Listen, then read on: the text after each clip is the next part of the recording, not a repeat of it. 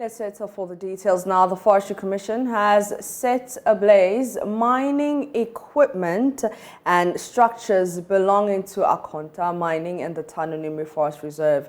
The destruction of the Forest Reserve was captured in JoyNews' latest hotline documentary, Destruction for Gold, which detailed the widespread destruction of both commercial trees and water bodies across the country.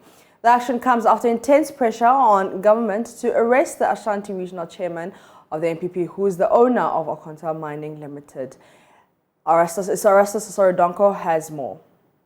Was supervised by the Deputy Lands Minister in charge of Forestry, Benito Usubio, and the Chief Executive of the Forestry Commission, Mr. Alote. They supervised the burning of these structures. I must say that before this, the equipment, the heavy equipment that were in the forest, I mean, the Akonta branded excavators and other things have been tracked out. The company was allowed to track them out of the forest. And so what was left are these pumping machines, the temporary structures that served as accommodation for the company in the forest. So as we speak, they've bent the establishments there, but we are learning from my sources there that yesterday they saw the security men of Akonta Mining Limited still in the forest there, and the explanation is that they are guarding the concession because they believe that this will end one day and they will come back to it. And so they do not want other miners to come in and mine what they have started. And so there are still pockets of security men belonging to the company, per my sources, still lurking in the bushes there with the idea of protecting the site. The only equipment you see in there are the water pumping machines, the power generators that were used on site, and these belong to Akonta Mining Company Limited. But with regards to the heavy equipment, the earth-moving equipment, the excavators, the bulldozers, they were carted out of the forest days ago, as my scouts report. And so that has been the situation. The ones you see being set ablaze are the pumping machines, the power generators left behind by the company. And any arrests made? Anybody picked up? So far, no arrests have been made whatsoever, none that I'm aware of, just the burning of the equipment and the temporary structures left in the forest there. Meanwhile, the police have arrested 3 suspects in connection with the Dompe Chieftaincy-related disturbances, which resulted in severe injury to one person and damage to properties. The suspects, Ibrahim Issa, Atanga Peter, and Asanoba Emmanuel, were among a group of people who went on a rampage and inflicted machete wounds on the victim, who is currently on admission receiving medical attention. The suspects also destroyed some properties belonging to some individuals in the town. The police say they have since restored calm in the town, and efforts have been intensified to get the remaining suspects arrested to face justice. A statement from the Dompe Pepesa Divisional Council indicated that Nathaniel Dechi, who is holding himself out as Nana Payin IV of Dompe Pepesa, is not a chief. Nana Payin has been vocal about the renewed campaign against activities of Galamsey following the JoyNews' latest expose on the subject. He claims the attack on him and his bodyguard was instigated by recent comments he made regarding illegal mining. He spoke on the Super Morning Show with Kodjo Youngson. A group of people who say they are sympathizers or the followers of Duka and Kessie. They say, I want to take from their mouth the very food that they are eating. Right. You're saying that these people identified themselves to you? Exactly. It is not a secret. Could you, a mob of people, and rise down to my mommy's house and set the whole store ablaze. So the next day, as law-abiding person, I decided to go and then report it officially to the my district police commander. I was there when I was called that I should come back. What is happening in Dompim? It is an eyesore. I should come and witness it myself. I write down only to come and see my nephew. The person in question is not a bodyguard. He's a family member. The guy is butchered. If you have pictures of pictures to that effect, or pictures of that particular person, butchered, lying in a stream of blood. So I called, I instructed some people to take him to hospital. So he was right to the local hospital here, and later they said they cannot treat him there. So we took him to another private hospital in Takwa now. So as we speak, we thank God, he's in coma, he cannot talk now, but he's alive. What have the police said to you? What action are they taking following your report of these acts of violence? But when it comes to Takwa here, ever since this situation started, none of the other side has been arrested. They have been causing the atrocities here. What happened yesterday? The guys are still dumping there now. No arrest has been made. Oliver Barker-Vormawor, who is standing trial for treason felony, is accusing government of unnecessarily delaying his trial. This, he says, is part of government's strategy to divert attention from the economic mess it has plunged the people of Ghana into. The Criminal Court Division of the High Court yet again adjourned the case involving the activist to 21st October to hear an application filed by lawyers of the accused to quash the bill of indictment. Speaking to JoyNews, Barker-Vormawor said the state is not interested in justice and rights of citizens. Mr. Vormawor, I mean, are you satisfied with the pace at which your trial is going? You know, questions of treason are serious business. There's no greater, I suppose, offense that a person can be charged with in a democratic setting than the idea of wanting to overthrow the government. Now, it would appear to me that for a government that is facing enormous economic difficulties and want to detract attention from that they would want to continue to prolong this process for as long as it diverts people's attention from the real mess that they have created in the system. Now, suppose I was Attorney General and this was a matter of real concern to the national security of this country. We won't be delaying a matter from February till now and continuously refused to show up in court. In fact, today when they came to court, they had failed to respond to the application that had been filed. This doesn't smack of a state that is interested in justice. It doesn't show concern for the rights of citizens. And we have said it from the very beginning till now, that the whole process is intended to embarrass the court system and also make a sham of what this is. And so that's what we witnessed again today. Where a group calling itself Bomaa Patriotic Youth is appealing to President Nana Akufo-Addo to redeem his image to the people and chiefs of Bomaa by fulfilling his promise of ensuring a fair distribution of the national cake. The residents say that non-construction of the bad roads has halted the development of Bomaa in general in the Tano North District. They say the once vibrant and rural community is losing its image as a result of the abandoned projects and continuous erosions of the roads. Precious Semavo has more. Bomaa is a town in the Tano North District in the Hafo region with a population of about 7,000 inhabitants, mostly farmers. Their roads connect to Akonta, Tepa, Dweniase and Yamfo, a total of about 60 kilometers. Sadly, none of these roads, including the Bomaa township, are in a good state, rendering development stagnant. The old, sick and pregnant women, like 90-year-old blind Ekuya Mansa and Akosia Sewa, say seeking healthcare is a challenge. I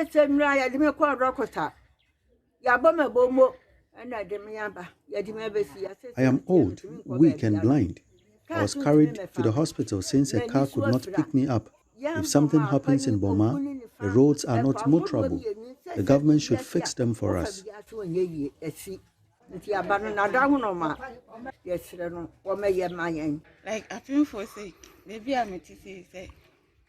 As a pregnant woman, if I am in labor, no car would come to my house due to the road, and I could deliver on the way to the hospital.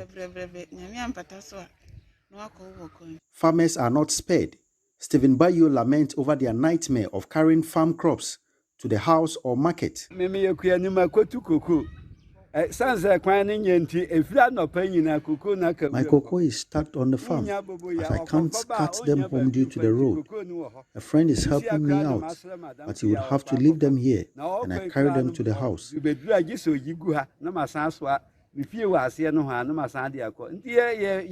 A worried driver, Mr. Treme, with his car broken down because of the nature of the road, says their situation is miserable. I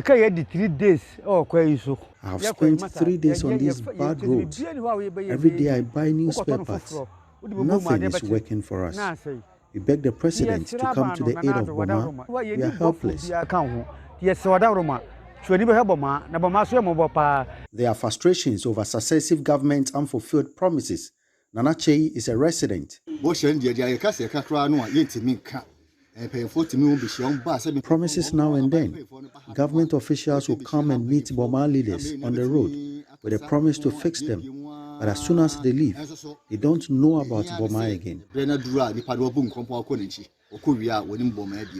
The situation has compelled the Bomaa patriotic youth to ask questions at a press conference. Where is our part of the national cake? Is it the case that the Parliament of Ghana rejected the portion of the national budget that captured the Bomaa roads? Is Bomaa not part of Ghana? Are the President and the Minister for Roads and Highways aware of these continuous failed promises and their consequences? Is that what we get for our consistent infliction on unswerving loyalty and allegiance to FBP? Bomaa deserves better.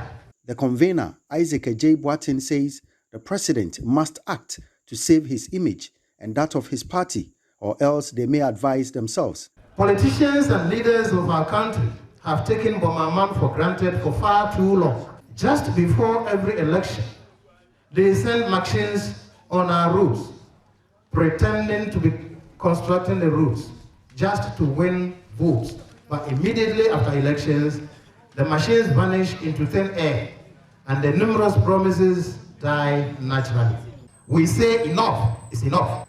Development of the town is in shambles and erosion is fast devastating the once proud and enviable town in Bron Ahafo. We appeal to the government led by His Excellency Nana Adudankwa Akufo-Addo, as a matter of urgency, act to save the image of Bomaa, his own image and that of his party at large. We will not say we will not vote, but we may probably have to advise ourselves going into the next election. Bomaa in the Tanonof district wants to feel the impacts of the year of roads. Precious Semevo, JoyNews, Bomaa. Let's go to our earlier story where Oliver Barker-Vormawor, who's standing trial for treason felony, is accusing government of unnecessarily delaying his trial. This, he says, is part of government strategy to divert attention from the economic mess it has plunged the people of Ghana into. Koko Asante sat through court proceedings and joins us on the phone line with details. Koko, what can you report? So according Bomaa, the state is not interested in doing justice in its case, given that the state always comes to court and says that they want an adjournment. They want the case to be speedily resolved, and that he's tasking the Attorney General to directly himself make sure that this case is expeditiously tried. What happened in court today was that the case has now been adjourned to 21st October, where lawyers for Oliver Barker-Vormawor are expected to argue an application to strike out the bail of indictment. That is the sum of the evidence that is being presented against him by the state in this High Court treason felony case map. Kwaku, can you also tell us about the drama that happened with the Ghana flags being removed? So Oliver Barker-Vormawor stood in court with the Ghana flag draped around his neck.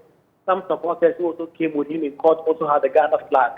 When the court was gaveled in session and Oliver Barker-Vormawor walked into the dock, he still had the Ghana flag around his neck. The presiding judge shouted that he wanted that Ghana flag removed from the neck of Oliver Barker-Vormawor. He asked him to step back and remove the Ghana flag. He did also apply the same instructions to the supporters who had come there to support Oliver Barker-Vormawor.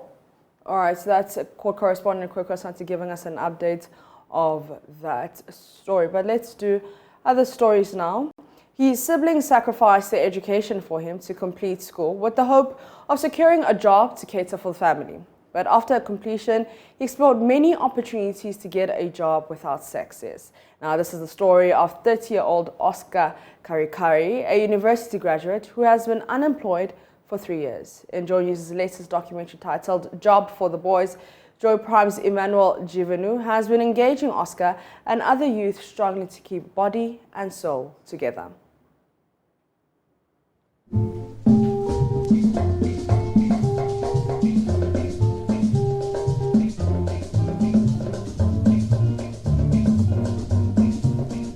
Ghana became the first African nation to achieve independence from colonial rule on the 6th of March 1957. There was much jubilation and hope that it would pioneer the way toward rapid growth and development for Africa as a continent.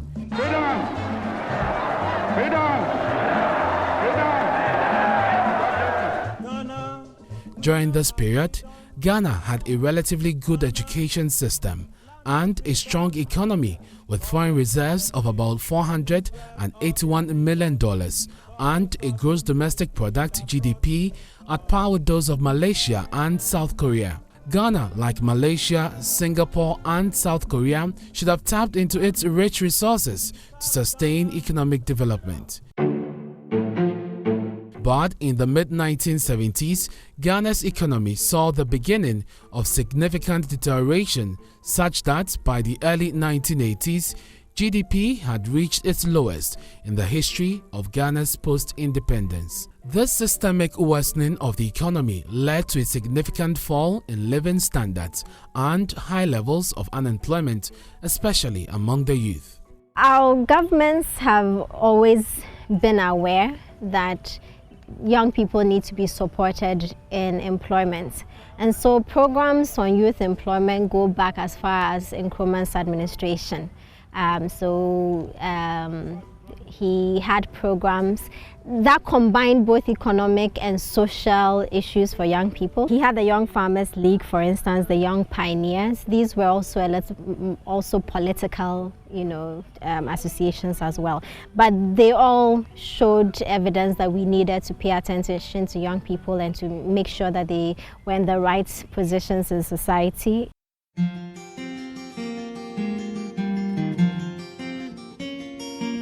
"30-year-old Oscar is one of the millions of unemployed young Ghanaians. He lives here at Konkomba Bola Top, a growing slum in the Greater Accra region of Ghana. My name is Oscar Theophilus Ibrahim Kakari, and I'm 30 years old, and I'm the first son of my parents. Oscar completed his tertiary education in 2017, but has never been in a long-term employment. While on the academic ladder, he never imagined that a search for a job in a resource-rich country would be a daunting task. After graduation, it's been 3 years now, unemployed. Talking about this white-collar job. I've tried many possibilities, send my CVs to institutions, I send them online through Gmail, but I don't get any reply from them. So I have to just hustle. As in find ways and means to feed. Sometimes I have to starve to just sleep. So that I hope that the next day I might get fed or something like that. So I have to sleep overnight. Or sometimes I have to drink water. Oscar struggled to put himself through school with support from a single mother. When I was in school, secondary school, I was owing, I think, 1,003. And my mom took me to Sheikh Sikwe. He was the one who paid for my institution in Temasco. And I got admission to Accra Poly. For that one, I have to work and go to school at the same time. When I was going to school, I hope that my certificate will grant me this white-collar job. But I think during the line, things changed. My sister has to drop out of school just for me to graduate. And after graduation, this sacrifice, after my sister sacrificing her education for me to graduate, after that, I don't get a job. It seems a bit stressful and depressed. When you go for an interview and they ask you, where do you stay? You don't have to lie, you have to say the truth. And when you tell them you are from Konkoma, Bolato, they have this bad perception that you're a bad boy. And in so doing, you don't get much youth to be employed. There are so many youth in these ghettos that are very smart. And they have qualification, but due to some small circumstances, this is where life has brought them. The truth is, the country's economy simply cannot absorb him and millions of other graduates. He is pushed to the edge of society to slum it hard in this shanty town. He and his cousin survived by cleaning silver jewelry for a poultry. As for my junior brother, I was the one who advised him to use his handiwork, that is silver shining and necklaces making. Yeah, so just over there you see a small shop. Yeah, that's how you benefit. When we get a customer, we wash one chain is 10 cedi or 5 cedi. Yeah, we feed on that hand to mouth. I can't go back to depend on my mom. Since she's now feeding like 2 people now, and I'm the oldest, I need to prove something to them. So I have to just come outside and hustle. A friend gave me this place to come and lay my head on. I don't want to go back home looking disappointed to my mom.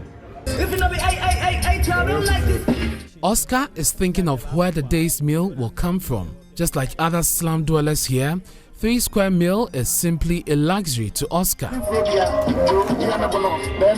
Today, they are lucky to have a tin of milk to add to their regular meal.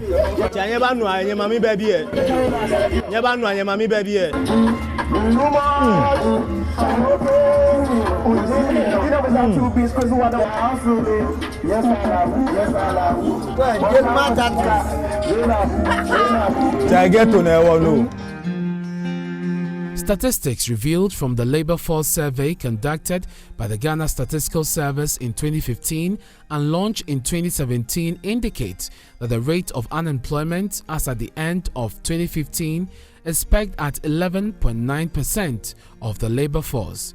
It shows that whilst 25.9% of the unemployed are youth, about 11.7% of the employed population are underemployed. Unemployment remains a global issue confronting both developed and developing countries.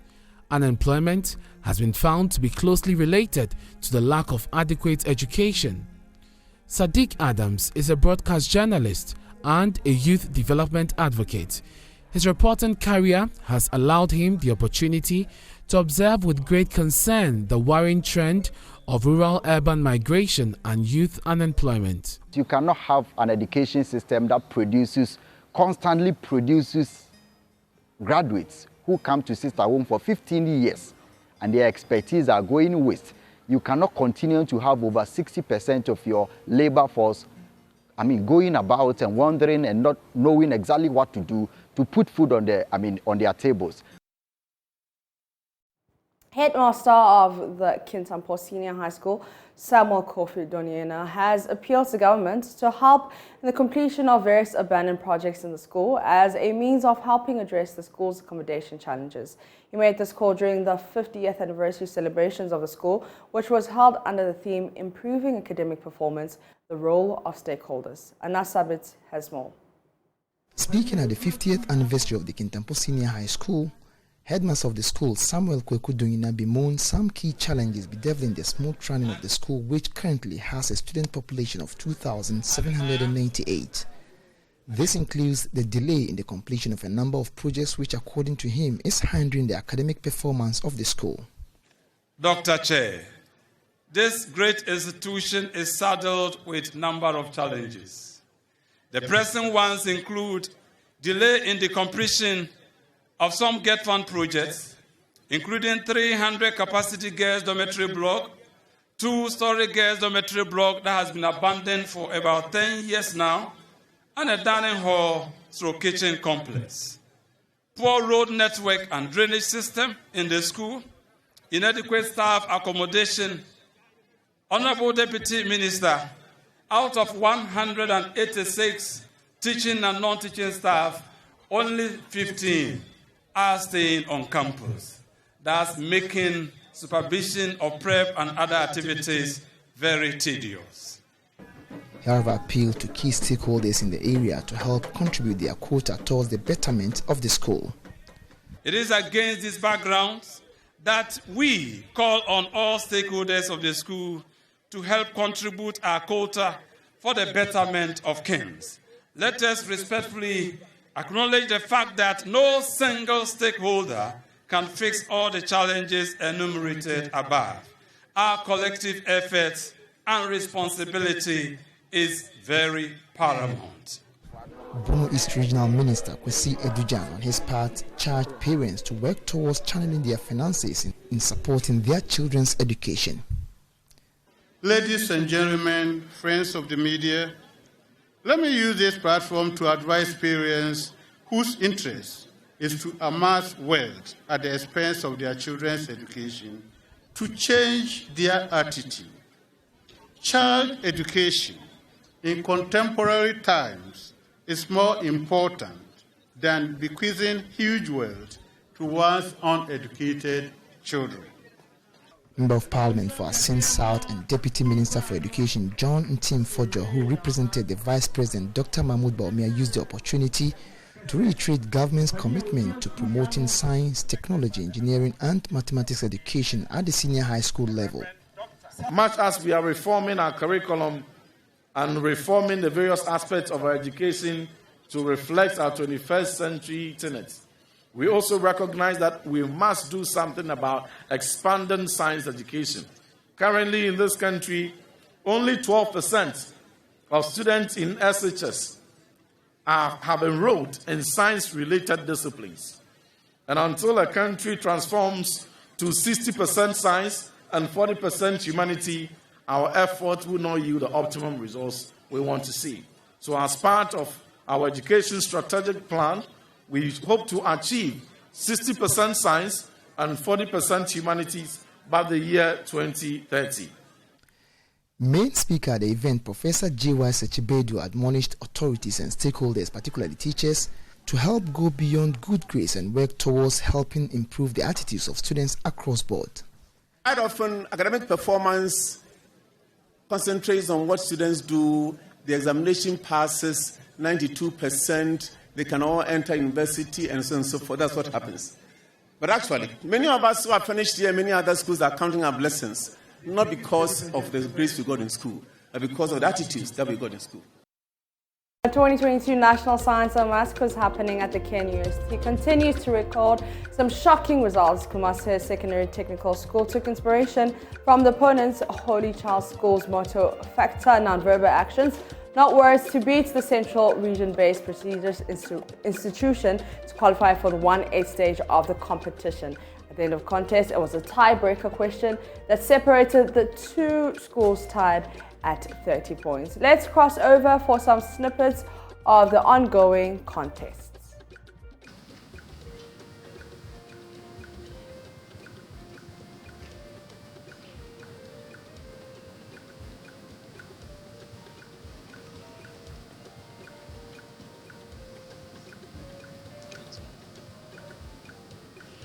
Yes, Glory.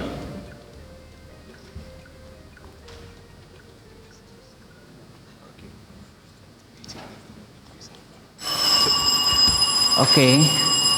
Fijai for a bonus. 80 grams per moon. That is correct. Fijai. When 11.0 grams of propane gas is burned in excess oxygen, 120.0 kilojoules of heat is released. Calculate the molar heat of combustion of propane. C equals 12.0, H equals 1.00.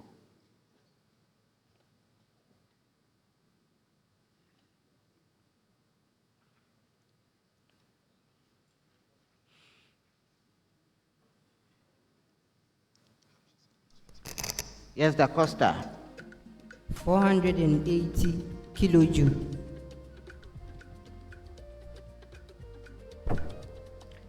That is incorrect. Yes, Mauli. 480.0 kilojoule per mole. That is incorrect.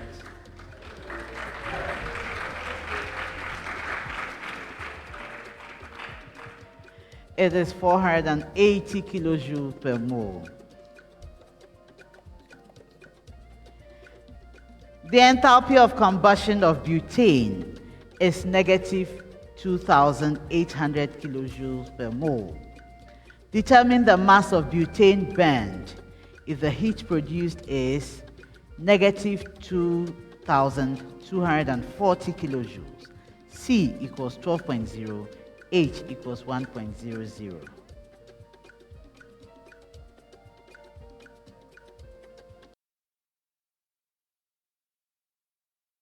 Hello, good afternoon. It's time for the business segment here on Joy News today with me, Beverly Broom. Deputy Chief of Mission at the U.S. Embassy, Nicole Chulik, has said proper franchising of local businesses is key to the growth of the Ghanaian economy. Speaking on behalf of the U.S. Ambassador at the franchise workshop of the American Chamber of Commerce, she said this would aid businesses in working closely with the extensive market.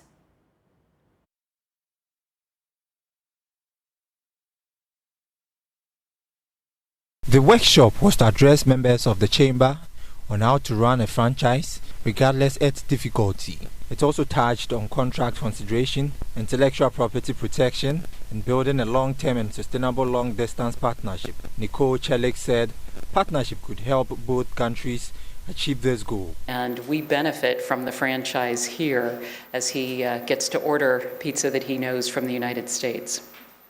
Franchising offers a unique opportunity for businessmen and women like yourselves and new entrepreneurs in Ghana to learn tested international business practices and management skills.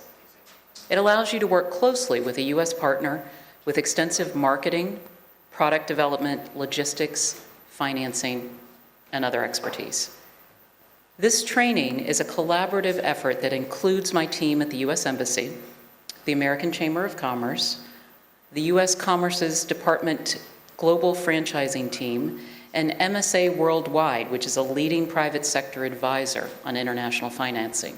So you're going to hear from a wealth of experts on how to do this and how to do it successfully.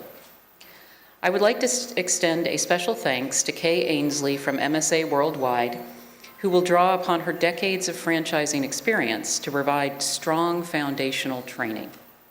Chairman for the American Chamber of Commerce Franchising Committee, Ashok Moinani, said knowledge on franchising is key to the manufacturing sector of the Ghanaian economy. The AmCham Franchisee Committee is at the heart of this proposal because it drives ongoing work on the enabler environment in franchising.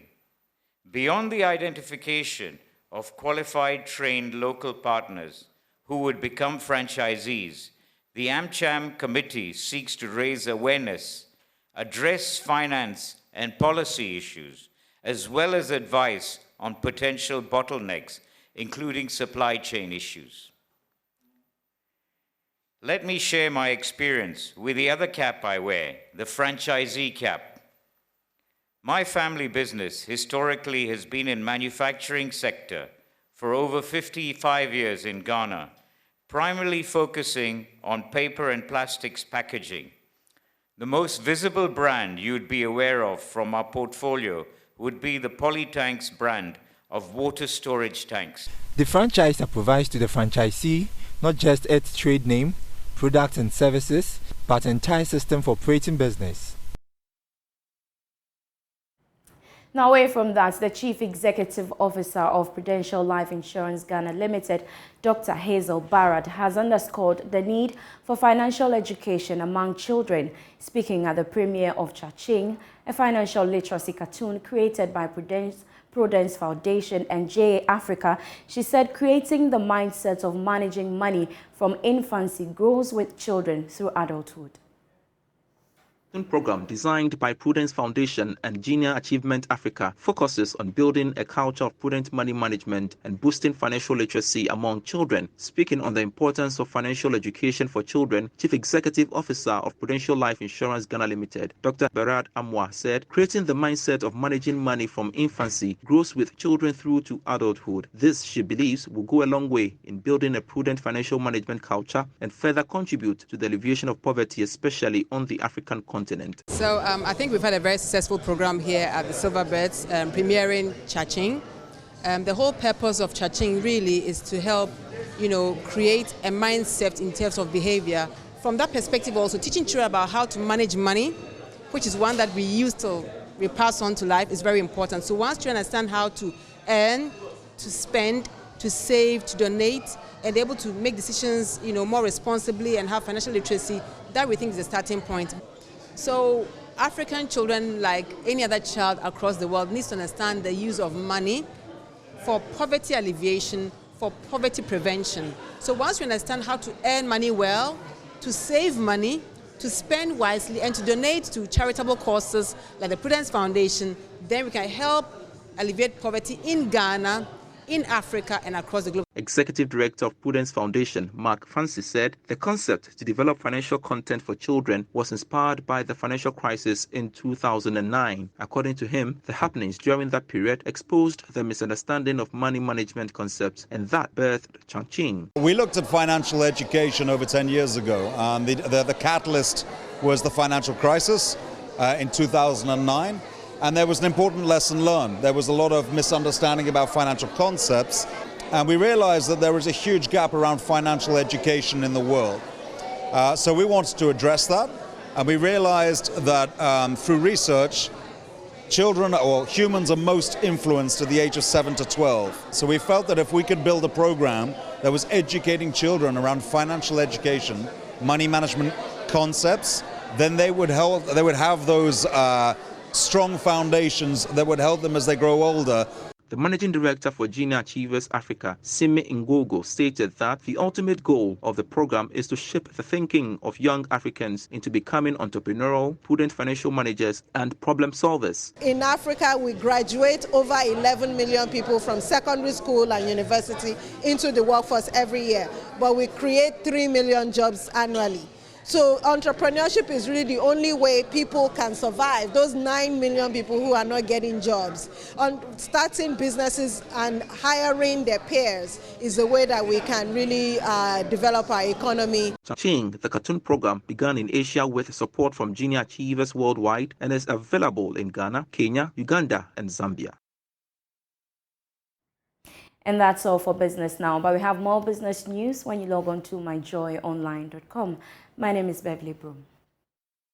Let's do sports now on JoyNews today with me, Muftau Nabila Abla. The assistant coach of Accra House of Oak, David Oklu, is optimistic the Phobians will qualify to the next phase of the CAF Confederation Cup despite a 3-0 loss in the first leg last week.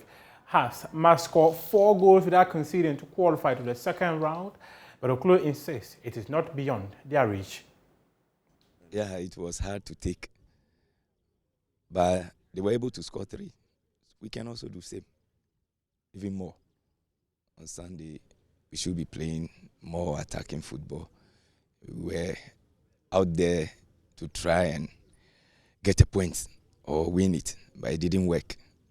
But playing at home, I think we have to go more direct and try and win it. Yeah, they are a good side, but they are beatable. That's all I can say about the Bamako team. And with our fans behind us on Sunday, I don't think they can contain us. Ghana is a football nation, and, we understand the game more. And most Ghanaian players are confident. So when a team comes, normally, we know when we play well, we can score them. So we don't tend to do those antics to win a game. Oh, I will not predict, but I said we will qualify.